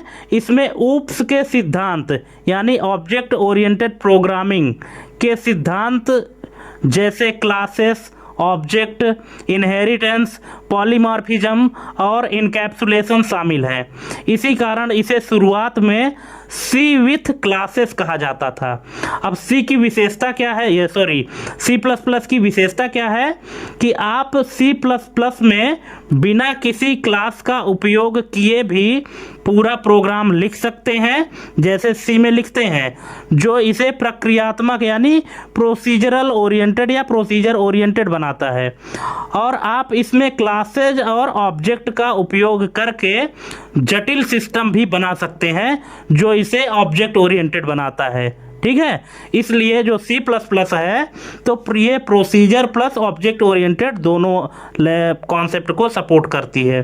ठीक, यहाँ पे एक ध्यान देने वाली बात है कि जावा जो लैंग्वेज है एक लगभग पूर्ण ऑब्जेक्ट ओरिएंटेड लैंग्वेज है। जावा जो है तो लगभग पूर्ण ऑब्जेक्ट ओरिएंटेड लैंग्वेज है, जबकि C++ इन दोनों का मिश्रण है। ठीक है, चलिए नेक्स्ट है C++ में सीन और सी आउट क्या है? फंक्शन है, क्लासेस हैं, ऑब्जेक्ट हैं, कीवर्ड हैं, क्या है? तो ये है ऑप्शन नंबर C, ऑब्जेक्ट। ठीक है, कैसे? यहाँ पे आप देख सकते हैं दोस्तों, ये थोड़ा प्रोग्रामिंग के कॉन्सेप्ट हैं। अगर आपको थोड़ी बहुत भी प्रोग्रामिंग आती होगी तो आप इसको अच्छे से समझ पाएंगे। और यहाँ पे हमारा बताना इसलिए भी ज़रूरी है क्योंकि जो क्वेश्चन आते हैं तो प्रोग्रामिंग से भी एक आध दो क्वेश्चन पूछ लिए जाते हैं, पर वो कौन से क्वेश्चन पूछे जाएंगे ये तो कोई नहीं जानता, इसलिए कॉन्सेप्ट आपको क्लियर होना चाहिए। ठीक है, तो यहाँ पे हमने एक्सप्लेन किया है कि C++ में सीन और सी आउट कोई फंक्शन या कीवर्ड नहीं है, बल्कि वे प्री डिफाइंड ऑब्जेक्ट यानी पहले से परिभाषित ऑब्जेक्ट हैं। सी आउट यानी कंसोल आउटपुट, यह क्या है? यह ओ स्ट्रीम क्लास का एक ऑब्जेक्ट है। इसका उपयोग डेटा को स्क्रीन पर दिखाने के लिए इंसर्शन ऑपरेटर के साथ किया जाता है। और जो सीन है इसका मतलब है कंसोल इनपुट। यह आई स्ट्रीम क्लास का एक ऑब्जेक्ट है। इसका उपयोग यूजर से डेटा लेने के लिए यानी एक्सट्रैक्शन ऑपरेटर के साथ किया जाता है। ये विकल्प, बाकी के विकल्प जो हैं जैसे फंक्शन है, क्लासेस हैं, कीवर्ड हैं, ये गलत क्यों है? यहाँ पे ये जान लीजिए कि फंक्शन जो है तो ये फंक्शन नहीं है। क्यों? क्योंकि इनके आगे कोष्ठक नहीं लगते हैं। इनके आगे क्या लगते हैं? इंसर्शन या एक्सट्रैक्शन ऑपरेटर लगते हैं। ठीक है, फंक्शन को कॉल किया जाता है जबकि सीन और सी आउट ऑपरेटर के साथ कार्य करते हैं। ठीक है, और क्लास जो है इसका ऑप्शन यहाँ पे गलत है, क्लासेस भी नहीं है ये। क्यों? क्योंकि आई स्ट्रीम और ओ स्ट्रीम क्लासेस हैं। सीन और सी आउट उन क्लासेस के बनाए गए उदाहरण है। और कीवर्ड्स जो हैं तो ये C++ के सुरक्षित कीवर्ड नहीं है, बल्कि आईओ स्ट्रीम हेडर फाइल में परिभाषित आइडेंटिफायर है। ठीक है, इसलिए बाकी के ऑप्शन गलत हैं। सिर्फ इसका करेक्ट आंसर हो जाएगा कि सीन और सी आउट क्या है? ऑब्जेक्ट है। ठीक है, नेक्स्ट है C++ में डिस्ट्रक्टर कब कॉल होता है? तो ये होता है दोस्तों option number C, object destroy होने पर, ऑप्शन नंबर C। नेक्स्ट है सी प्लस प्लस में यहाँ पे एक ऑपरेटर दिया गया है, इस ऑपरेटर को क्या कहते हैं? डॉट डॉट दो तो ऑपरेटर है, तो इसको कहते क्या है ना? इधर ऑप्शन है conditional operator, scope resolution operator, assignment operator, bitwise operator. तो इसको कहते हैं option number B scope resolution operator. Next है जावा किस प्रकार की भाषा है? Platform dependent, platform independent, machine dependent, assembly language. तो ये है दोस्तों option number B platform independent. Java जो है तो ये एक प्लेटफॉर्म इंडिपेंडेंट लैंग्वेज है। इंडिपेंडेंट का मतलब है कि जावा में लिखे गए प्रोग्राम किसी भी मशीन में रन किए जा सकते हैं। ठीक है, इसका जो वर्चुअल कोड बनता है तो ये इंडिपेंडेंट होता है, किसी भी मशीन पर डिपेंड नहीं करता है। इसके द्वारा लिखे गए कोड को आप किसी भी मशीन में रन कर सकते हैं। ठीक है, चलिए नेक्स्ट है जावा में मेन फंक्शन मेथड का सही सिग्नेचर कौन सा है? अब ये यहाँ पे थोड़ा सा प्रोग्रामिंग का कॉन्सेप्ट पूछ रहा है कि मेन फंक्शन जो मेथड है तो इसका सही सिग्नेचर कौन सा है? तो ये है option number C public static void main, फिर ब्रैकेट ओपन स्ट्रिंग ARGS और यहाँ पे ये ब्रैकेट क्लोज और पैरेंथेसिस क्लोज। नेक्स्ट है जावा में मल्टीपल इनहेरिटेंस किसके द्वारा संभव है? Class, object, interface, package. तो ये संभव है इंटरफेस के द्वारा, ऑप्शन नंबर सी। नेक्स्ट है जावा में गार्बेज कलेक्शन का मुख्य उद्देश्य क्या है? तो इसका मुख्य उद्देश्य है option number B memory automatically free करना। नेक्स्ट SQL का पूरा नाम क्या है? इसका पूरा नाम है structured query language, option number C इसका करेक्ट आंसर हो जाएगा। नेक्स्ट SQL में डेटा इंसर्ट करने के लिए कौन सा कमांड उपयोग होता है? Add, put, insert, update. तो इसका करेक्ट आंसर हो जाएगा insert, option number C. Next है SQL में प्राइमरी की का मुख्य गुण क्या है? नल वैल्यू स्वीकार करता है, डुप्लीकेट वैल्यू स्वीकार करता है, यूनिक और नॉट नल होता है, केवल टेक्स्ट होता है। तो इसका करेक्ट आंसर है ऑप्शन नंबर सी यूनिक और नॉट नल होता है। नेक्स्ट है SQL में वेयर क्लॉज का उपयोग किस लिए होता है? तो ये होता है दोस्तों ऑप्शन नंबर सी कंडीशन लगाने के लिए। अगर आप SQL में प्रोग्रामिंग किए होंगे तो वहाँ पे आपको वेयर क्लॉज यूज किया जाता है कंडीशन लगाने के लिए। ठीक है, नेक्स्ट है HTML का पूरा नाम पूछा है, ये है hyper text markup language, option number B. Next है HTML में सबसे बड़ा हेडिंग टैग कौन सा है? Head, H6, H1, title. तो इसका करेक्ट आंसर है H1, option number C. Next है HTML में लाइन ब्रेक करने के लिए कौन सा टैग प्रयोग होता है? P, LB, ब्रेक या BR। तो यह है दोस्तों option number D BR। BR tag क्या करता है? लाइन को ब्रेक कर देता है। नेक्स्ट HTML में हाइपरलिंक बनाने के लिए कौन सा टैग प्रयोग होता है? तो ये होता है anchor tag, option number C. ए जो है ये ए टैग इसको कहते हैं एंकर टैग। इस टैग के बीच में जो भी टेक्स्ट लिखा होता है वो हाइपरलिंक में कन्वर्ट हो जाता है। नेक्स्ट है ऑपरेटिंग सिस्टम का मुख्य कार्य क्या है?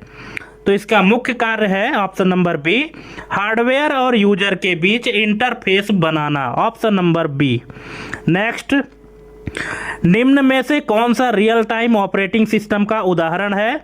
Windows 10, Linux, MS-DOS, VxWorks। तो इसका करेक्ट आंसर हो जाएगा option number D VxWorks। Next है प्रोसेस का कौन सा स्टेट नहीं होता? Ready, running, blocked, between. तो इसका करेक्ट आंसर हो जाएगा बिटवीन। बिटवीन जो है तो प्रोसेस का कोई भी स्टेट नहीं है, बाकी रेडी है, रनिंग है, ब्लॉक है, पर बिटवीन नहीं होता। नेक्स्ट है दोस्तों, क्वेश्चन 200 है, इसीलिए टाइम ज़्यादा लग रहा है। प्लीज़ आप लोग बोर मत होइएगा, क्योंकि हम आप लोगों के लिए ही इतने सारे क्वेश्चन लाए हैं, क्योंकि 16 तारीख को 2 शिफ्ट में एग्ज़ाम होने हैं। इसीलिए यहाँ पे हम आपको टोटल 200 प्रश्न लेकर आए हैं।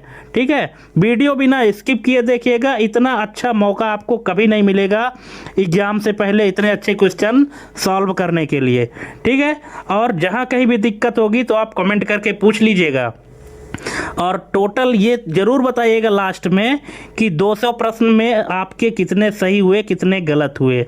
ठीक है, यहाँ पे क्वेश्चन है, टाइम शेयरिंग ऑपरेटिंग सिस्टम का मुख्य उद्देश्य क्या है?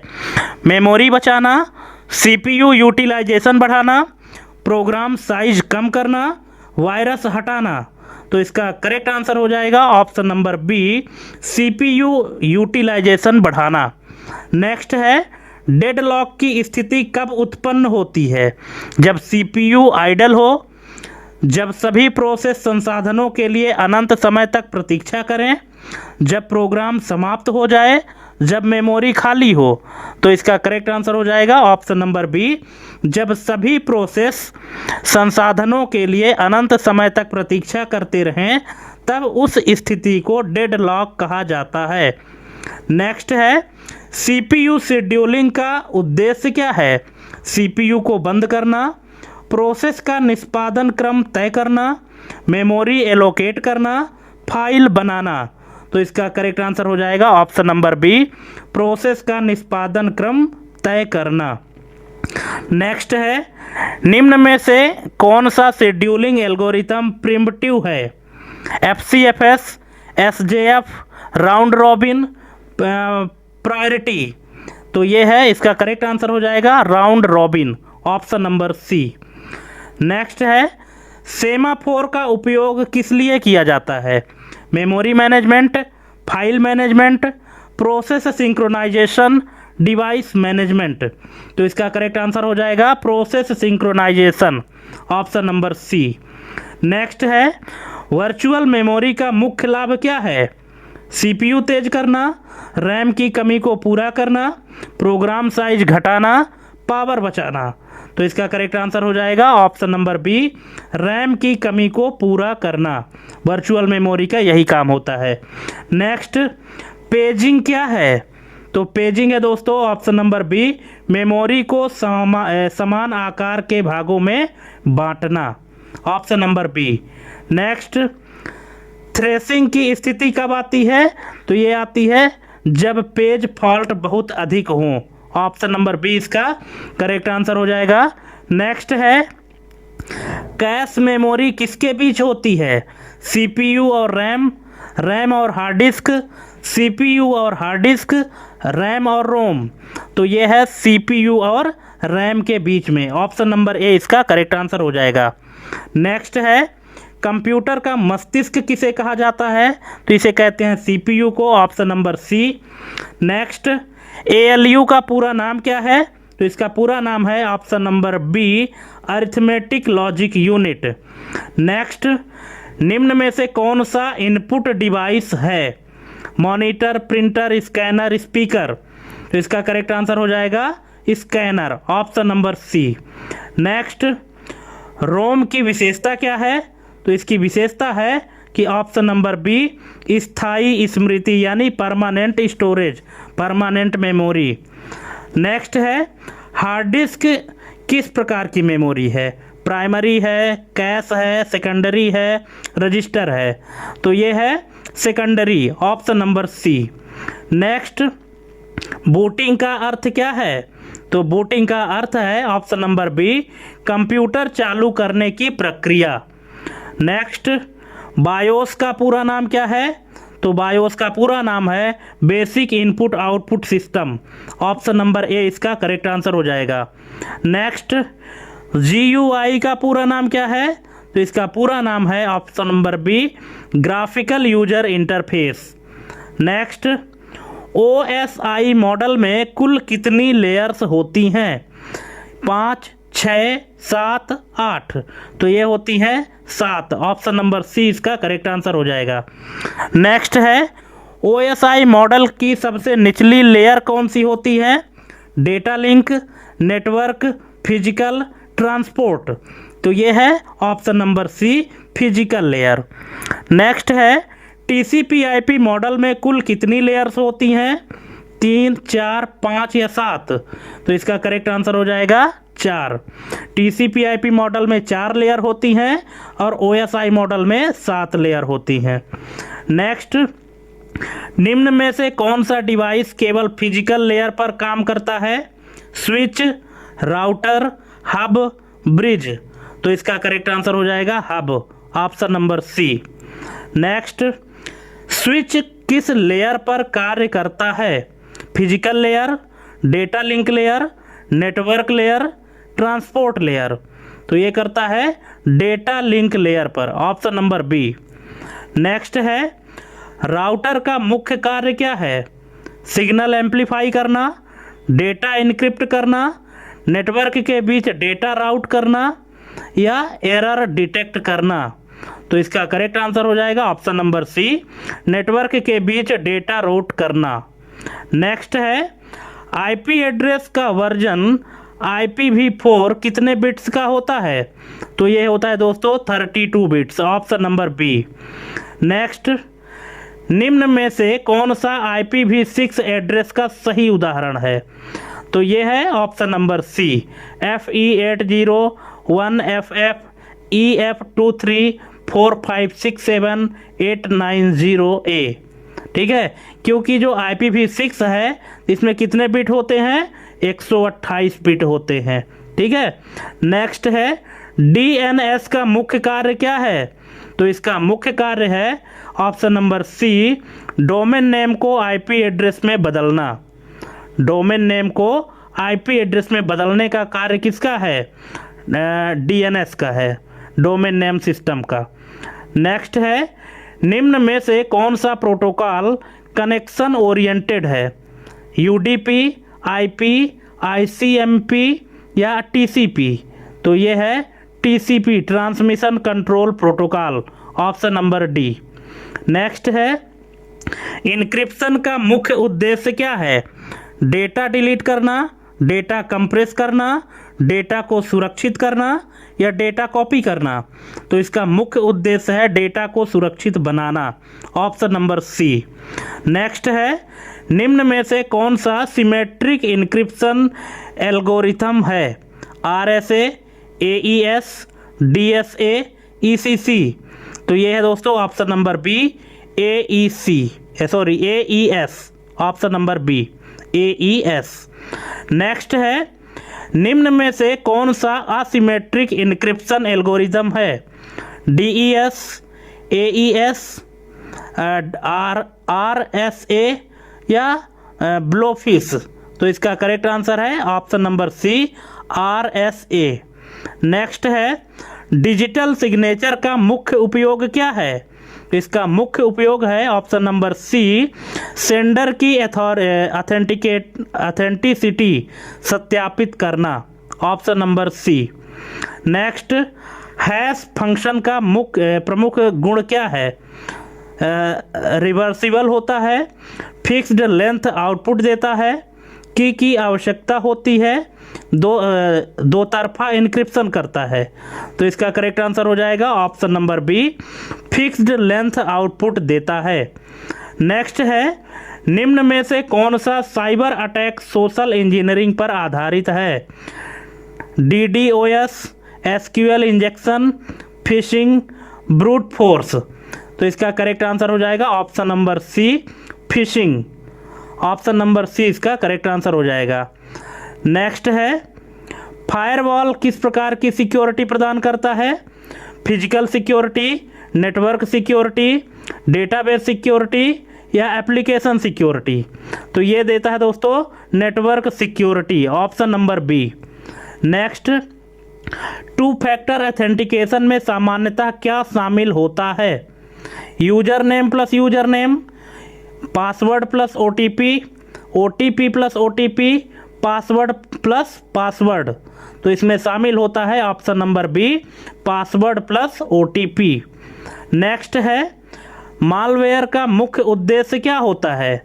System upgrade, system protection, system को नुकसान पहुंचाना, डेटा बैकअप। तो इसका मुख्य उद्देश्य है ऑप्शन नंबर सी, सिस्टम को नुकसान पहुंचाना। नेक्स्ट है, ट्रोजन हॉर्स किस प्रकार का मालवेयर है? सेल्फ रिप्लिकेटिंग, लेजिटिमेट सॉफ्टवेयर की तरह दिखने वाला, केवल ईमेल से फैलने वाला, केवल मोबाइल पर काम करने वाला। तो ये है option number B, legitimate software की तरह दिखने वाला। नेक्स्ट है, एमएस वर्ड में मेल मर्ज का उपयोग किस लिए किया जाता है? तो ये किया जाता है एक ही डॉक्यूमेंट से कई व्यक्तिगत डॉक्यूमेंट बनाने के लिए। ऑप्शन नंबर बी इसका करेक्ट आंसर हो जाएगा। नेक्स्ट है, एमएस वर्ड में ट्रैक चेंजेस का मुख्य उद्देश्य क्या है? तो इसका मुख्य उद्देश्य है ऑप्शन नंबर सी, किए गए बदलावों को दिखाना। नेक्स्ट, एमएस वर्ड में सेक्शन ब्रेक का उपयोग क्यों किया जाता है? तो ये किया जाता है डॉक्यूमेंट के अलग अलग भागों में अलग फॉर्मेटिंग लागू करने के लिए। ऑप्शन नंबर सी इसका करेक्ट आंसर हो जाएगा। नेक्स्ट है, एमएस वर्ड में माक्रो क्या है? तो ये है बार बार होने वाले कार्यों को ऑटोमेट करने वाला program. Option number C. Next, Excel में पाइवोट टेबल का मुख्य उपयोग क्या है? Data entry, data formatting, data analysis और समरी, चार्ट ड्राइंग। तो इसका करेक्ट आंसर हो जाएगा option number C, data analysis और समरी। नेक्स्ट है, एक्सेल में कंडीशनल फॉर्मेटिंग का उपयोग किस लिए होता है?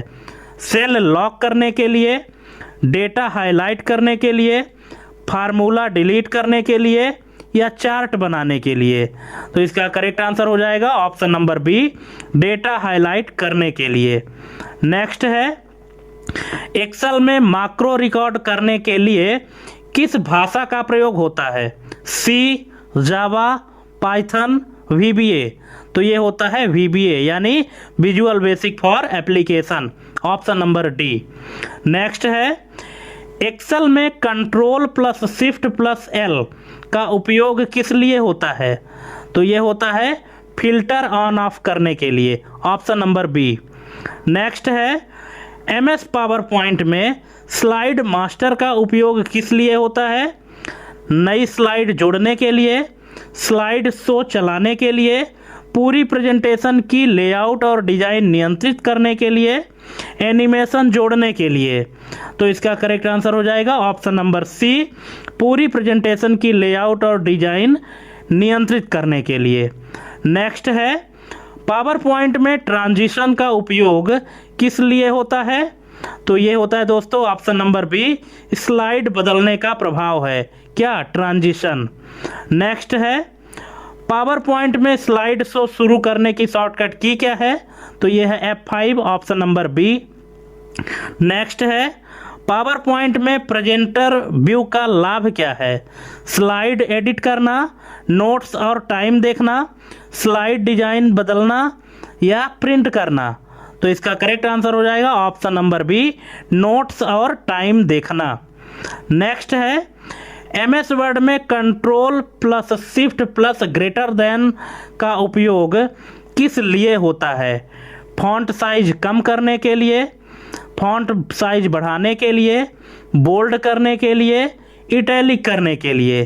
तो इसका करेक्ट आंसर हो जाएगा option number B, font size बढ़ाने के लिए। चूँकि ग्रेटर देन का सिंबल है यानी बड़ा करना है, तो फॉन्ट साइज बढ़ाने के लिए यूज किया जाता है। नेक्स्ट है, एक्सेल में control plus semicolon shortcut का क्या कार्य है या क्या करता है? Current time insert, current date insert, formula copy, cell lock. तो ये क्या करता है? Option number B, current date insert करता है। Option number B. नेक्स्ट है, एक्सेल में control plus shift plus colon sign का उपयोग किस लिए होता है? करंट डेट के लिए, फार्मूला के लिए, करंट टाइम के लिए, या सेल डिलीट के लिए। तो इसका यूज है दोस्तों option number C, current time के लिए।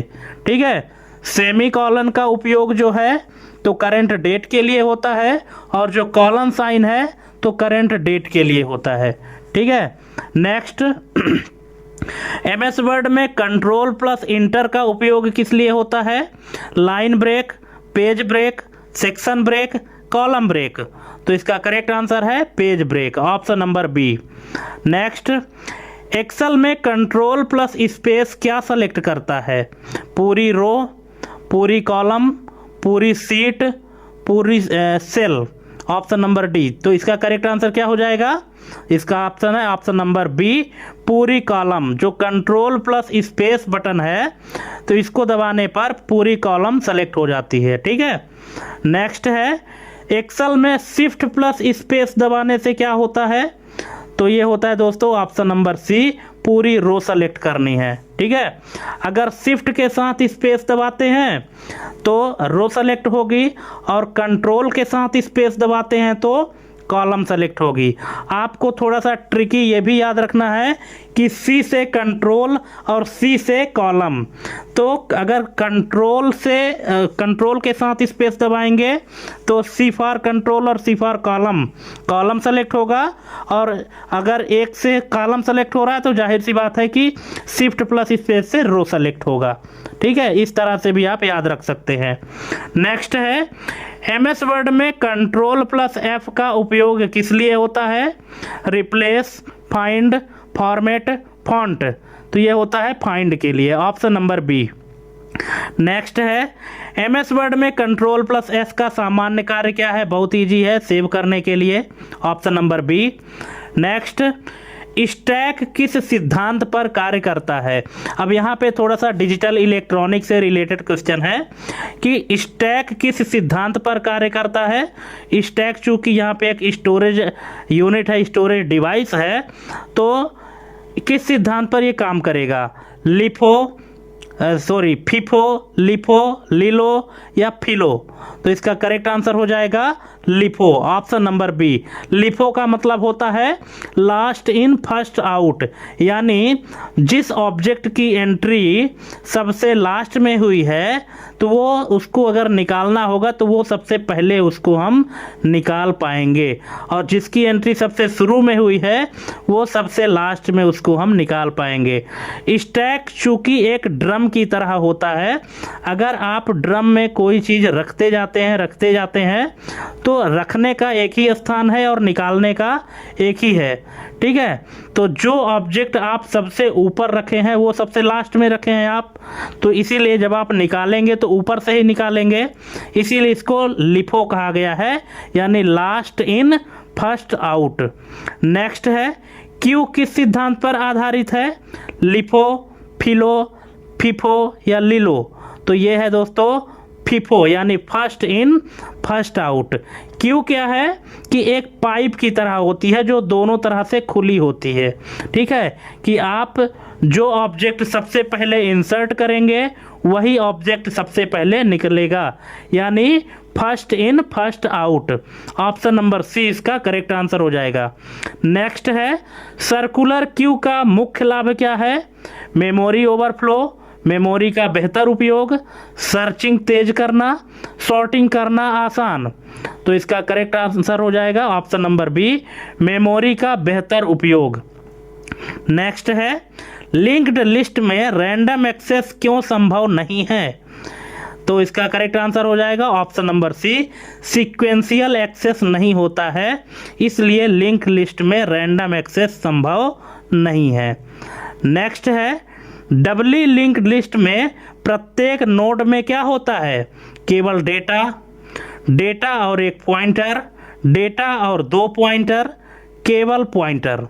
तो ये होता है दोस्तों ऑप्शन नंबर सी, डेटा और दो pointer, option number C. Next है स्टैक ओवरफ्लो की स्थिति कब आती है? स्टैक खाली होने पर, स्टैक से डिलीट करने पर, स्टैक भर जाने पर, पुश करने पर, और स्टैक इनिशियलाइज करने पर। तो इसका करेक्ट आंसर हो जाएगा ऑप्शन नंबर सी, स्टैक भर जाने पर, पुश करने पर। अगर मान लीजिए कि स्टैक भरा हुआ है, फुल भरा हुआ है और उसमें इसके बाद भी आप पुश करते हैं, पुश यानी होता है डेटा इंसर्ट करना और पॉप का मतलब होता है डेटा डिलीट करना। अगर स्टैक भरा हुआ है इसके बाद भी आप पुश करते हैं तो इसका मतलब है कि स्टैक क्या हो रहा है, ओवरफ्लो हो रहा है, ठीक। और अगर स्टैक आपका खाली है इसके बाद भी आप डिलीट करने की कोशिश करेंगे यानी पॉप करने की कोशिश करेंगे तो क्या होगा, वो स्टैक अंडरफ्लो कहलाता है, ठीक है। नेक्स्ट है बाइनरी ट्री में एक नोड के अधिकतम कितने चाइल्ड हो सकते हैं। बाइनरी ट्री नाम से ही पता है बाइनरी ट्री, तो एक नोड के अधिकतम कितने चाइल्ड हो सकते हैं, तो ये होते हैं सॉरी इधर पे दो ऑप्शन नंबर बी, क्योंकि बाइनरी में कितने अंक होते हैं, 2, 0 और 1, इसलिए जो बाइनरी ट्री होता है तो उसमें अधिकतम 2 ही चाइल्ड हो सकते हैं। नेक्स्ट है कंप्लीट बाइनरी ट्री की विशेषता क्या है, सभी नोड्स के 2 चाइल्ड हों, सभी स्तर पूरी तरह भरे हों, अंतिम स्तर बाएं से भरा हो, केवल रूट हो। तो इसका करेक्ट आंसर हो जाएगा ऑप्शन नंबर सी, अंतिम स्तर बाएं से भरा हो, ऑप्शन नंबर सी। नेक्स्ट है बाइनरी सर्च की टाइम कॉम्प्लेक्सिटी बेस्ट केस क्या होती है, तो ये होती है option number C, O of 1, option number C. Next है लीनियर सर्च की वर्स्ट केस टाइम कॉम्प्लेक्सिटी क्या है, तो ये है option number C, O of n, option number C. दोस्तों इधर के जो क्वेश्चन है ना ये थोड़े डेटा स्ट्रक्चर से रिलेटेड क्वेश्चन है, इसलिए आपको हो सकता है कम समझ में आए, लेकिन फिर भी आप थोड़ा सा इसको समझने की कोशिश करिए क्योंकि एग्ज़ाम का जो कंपटीशन है वो बढ़ रहा है धीरे धीरे, ठीक है। तो इसका अगला क्वेश्चन देखते हैं, बबल शॉट की वर्स्ट केस टाइम कॉम्प्लेक्सिटी क्या है, तो ये है option number C, O of n square. Next कौन सा सॉर्टिंग एल्गोरिथम स्टेबल होता है, selection sort, quick sort, heap sort, merge sort, तो इसका करेक्ट आंसर हो जाएगा option number D, merge sort. Next है क्विक सॉर्ट की एवरेज केस टाइम कॉम्प्लेक्सिटी क्या है, तो यह है option number B, O of n log n।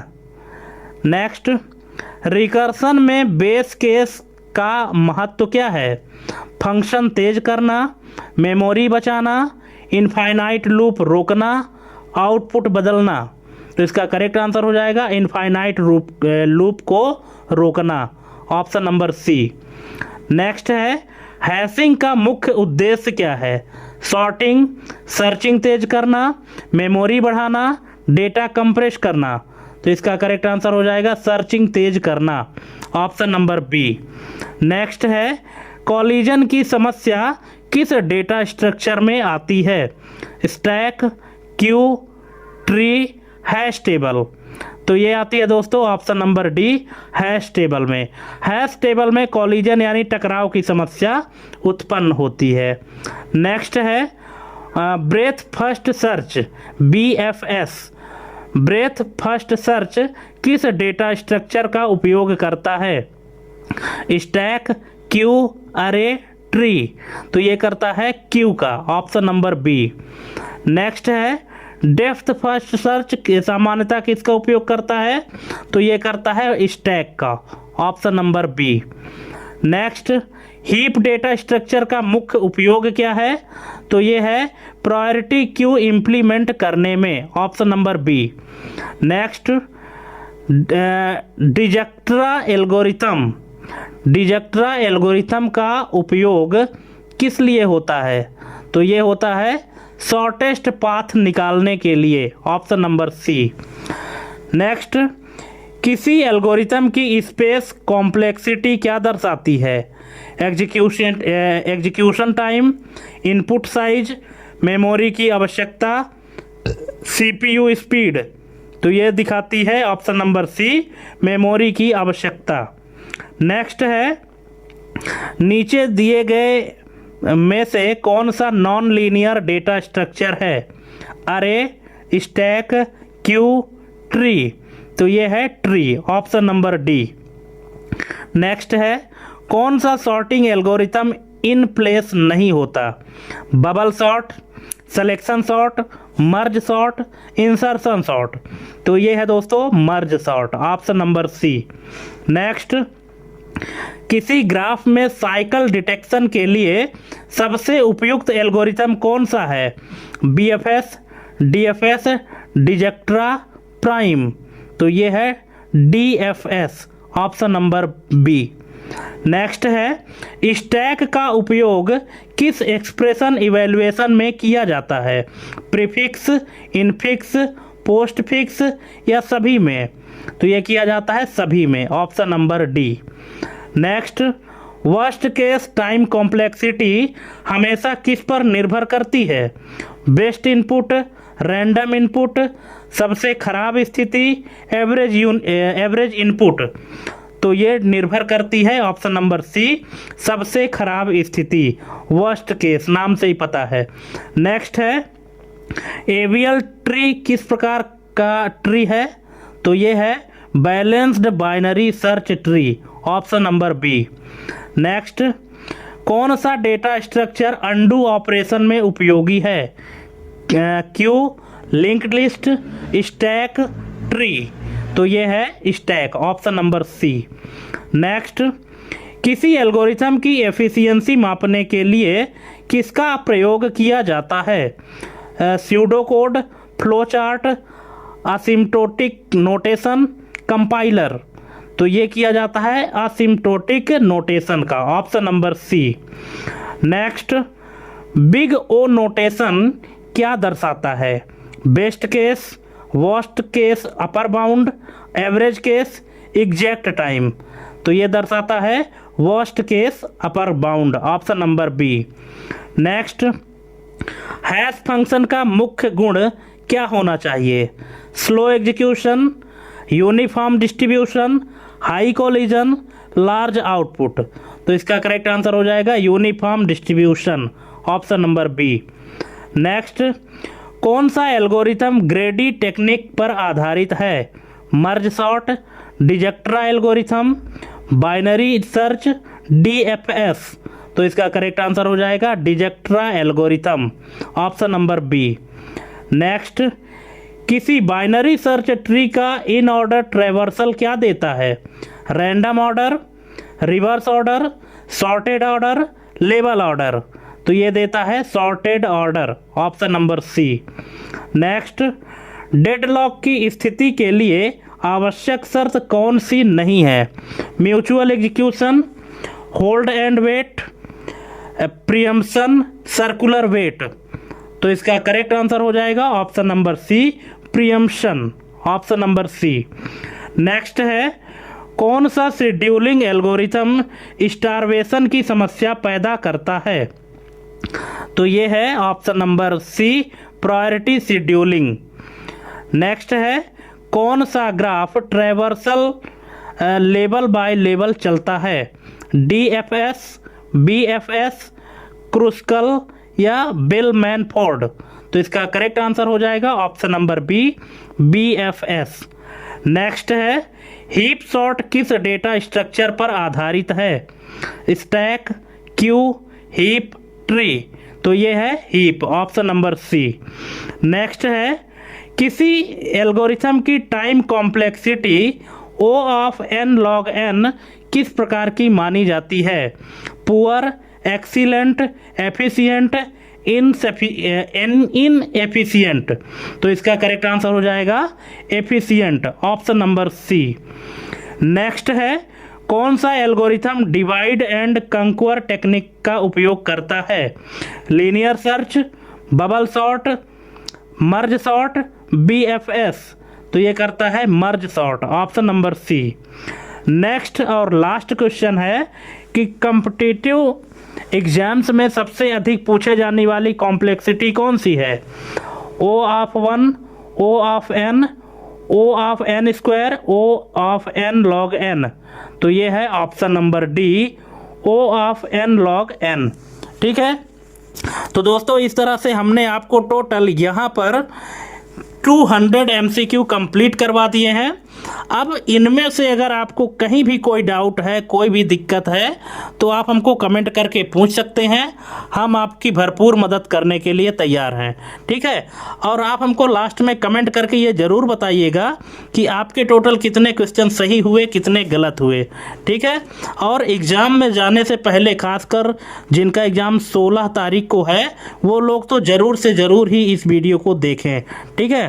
तो दोस्तों, थैंक्स फॉर वाचिंग हमारी ये कंप्लीट वीडियो देखने के लिए। और आज के लिए बस इतना ही। मिलते हैं अपने एक अगले वीडियो में, अगले डेट के लिए। तब तक के लिए जय हिंद, वंदे मातरम।